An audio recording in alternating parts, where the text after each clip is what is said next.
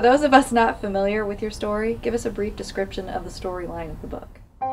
My Elusive Mychele is a true story about my first love. The first time I really found someone to open up to slow down for, and to fall in love with. And I dove in head over heels and really experienced it for the first time at the age of 21. And it was amazing, and it was something that stuck with me obviously the rest of my life. I write about it at the age of 37, and it's still just as powerful today as it was the day I experienced it back many years ago.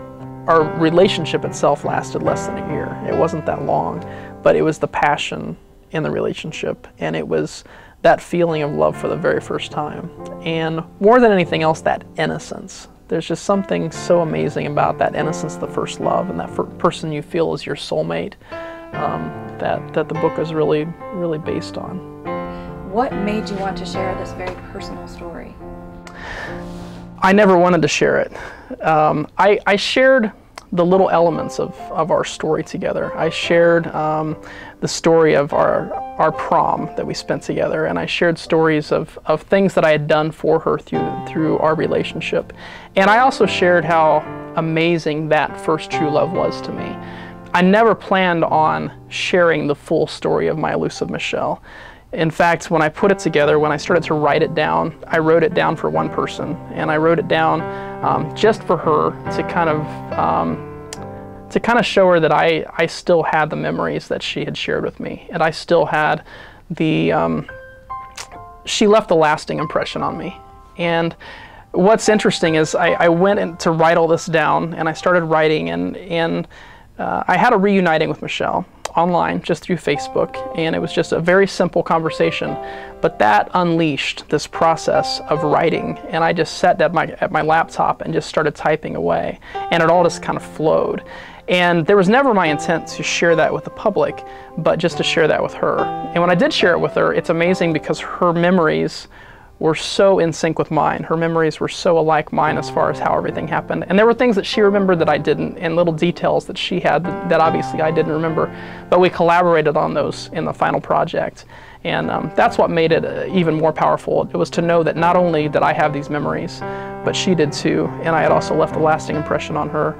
And not only that, but to have Mychele share with me that she had even thought about writing a book about this relationship that we had. And that meant a lot too, and she said basically you beat me to the punch, because she had thought about writing a book too. She was the one that encouraged me to share it with other people, and I think she realized how unique our relationship was and how unique this kind of first time love can be. And I think she thought it would be something that people would really want to hear about. In the book, you mentioned one particular memory, and that was her senior prom. Mm-hmm. Tell us a little bit about what you did for that. Wow, I don't want to give it away too much, but the prom itself, it was her senior prom. I was 21. I was too old to go to the prom with her.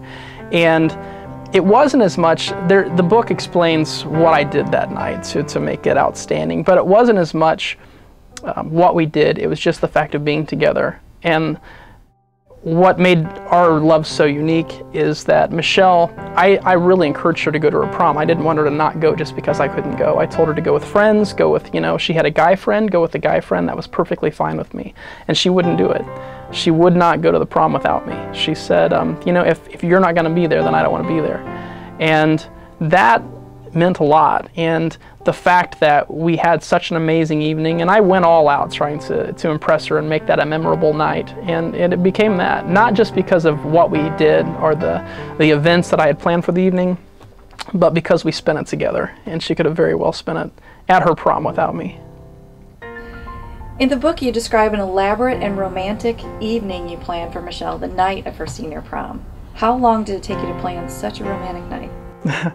Well, I don't remember exactly the time frame that was involved, but I do remember from the time that she told me that she was not going to go to the prom without me to the time of the prom, I was organizing and planning that whole time in there. And a lot of it had to do with you know, I've always been a creative guy, being an illusionist and everything, and it was just trying to find something, not necessarily over the top, but just something so unique and so different that she would remember it for the rest of her life, you know, because a prom to everyone is this huge, memorable event, and sometimes it's good, sometimes it's bad, but even though she wasn't going to her prom, I still wanted her to remember her prom night forever.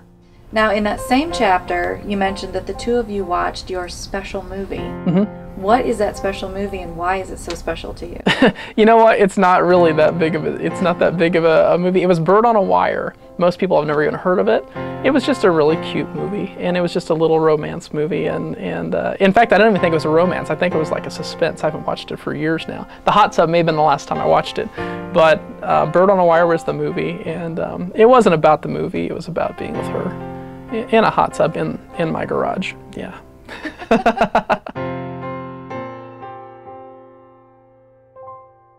Without giving away too much of the book, what actually tore you two apart? Wow. Well, it wasn't just one breakup. It wasn't just one time we came apart.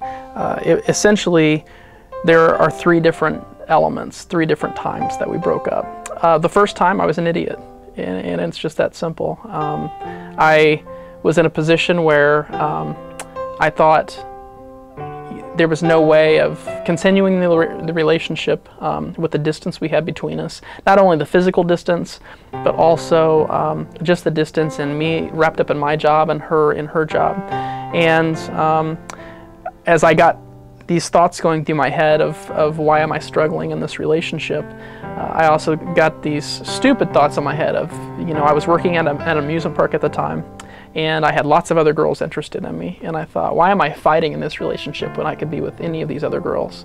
And I even write in the book how ironic it is that these girls liked me, but once I was single, and not one of them had a thing to do with me after Michelle and I broke up. So, you know, ironically, the whole breakup plan to date someone else really kind of backfired on me. But that was breakup number one. Number two was an unfortunate situation where a job door was closing and another was opening, and it was putting me a long distance away from Michelle. And as difficult as it was to leave her, I knew that a long distance relationship at that point, when she was in college and when I was starting a new career hundreds of miles away, would just never work. And the third time wasn't so much a breakup, it was just a drifting apart.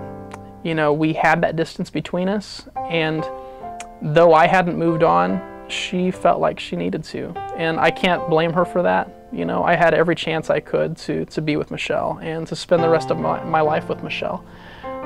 But that's not the way it worked out. And I do regret that at times, but at the same time, I think of the things that I've done since then.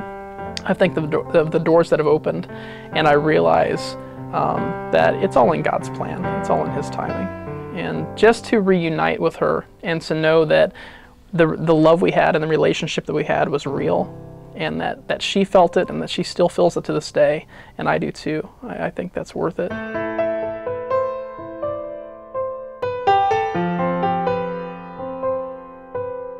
Michelle and I never fell out of love. You know, some of that passion and some of that love that we never let go could obviously, you know, spark again. So do you think you've truly moved on and accepted the fact that she's not the one you're going to marry?